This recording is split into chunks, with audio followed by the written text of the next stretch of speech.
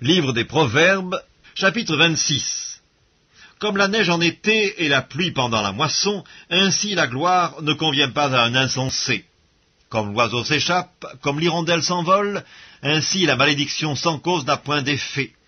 Le fouet est pour le cheval, le mors pour l'âne, et la verge pour le dos des insensés. Ne réponds pas à l'insensé selon sa folie, de peur que tu ne lui ressembles toi-même.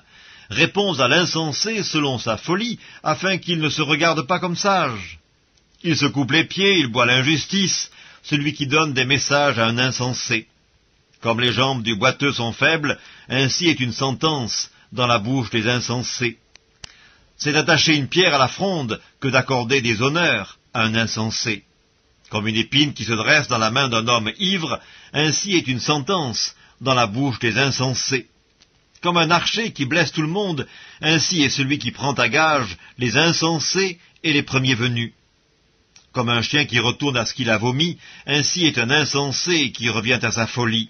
Si tu vois un homme qui se croit sage, il y a plus à espérer d'un insensé que de lui.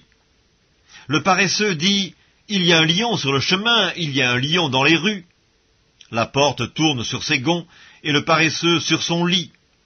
Le paresseux plonge sa main dans le plat, et il trouve pénible de la ramener à sa bouche. Le paresseux se croit plus sage que 7 hommes qui répondent avec bon sens. Comme celui qui saisit un chien par les oreilles, ainsi est un passant qui s'irrite pour une querelle où il n'a que faire. Comme un furieux qui lance des flammes, des flèches et la mort, ainsi est un homme qui trompe son prochain et qui dit « N'était-ce pas pour plaisanter ?» Faute de bois, le feu s'éteint, et quand il n'y a point de rapporteur, la querelle s'apaise. Le charbon produit un brasier et le bois du feu. Ainsi un homme querelleur échauffe une dispute. Les paroles du rapporteur sont comme des friandises, elles descendent jusqu'au fond des entrailles. Comme des scories d'argent appliquées sur un vase de terre, ainsi sont des lèvres brûlantes et un cœur mauvais. Par ses lèvres, celui qui hait se déguise, et il met au-dedans de lui la tromperie. Lorsqu'il prend une voix douce, ne le crois pas, car il y a 7 abominations dans son cœur. S'il cache sa haine sous la dissimulation, sa méchanceté se révélera dans l'assemblée. Celui qui creuse une fosse y tombe, et la pierre revient sur celui qui la roule.